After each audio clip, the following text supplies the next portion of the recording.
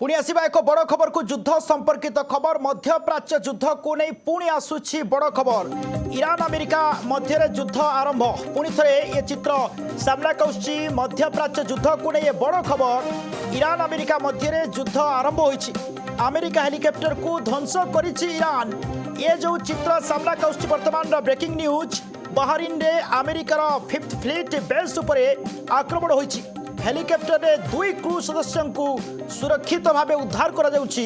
यह होची वर्तमान बड़ खबर ईरान अमेरिका मध्य युद्ध आरंभ पुणी थे अमेरिका हेलिकॉप्टर को ध्वंस करिछि ईरान ये जहाँ सूचना आसी पहुंची बहरीन रे अमेरिकार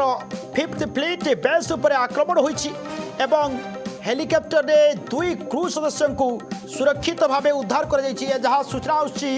ईरान अमेरिका मध्य पुणी युद्ध आरंभ होईची जहाँ खबर वर्तमान सामना को आसुची बड़ खबर जवाब रे ईरान रो 20 सैन्य अड्डा उपरे अमेरिकार आक्रमण होईची बहरीन रे अमेरिकार 5th फ्लीट बेस उपरे आक्रमण होईची हेलिकॉप्टर रे 2 क्रू सदस्यों को सुरक्षित उद्धार कर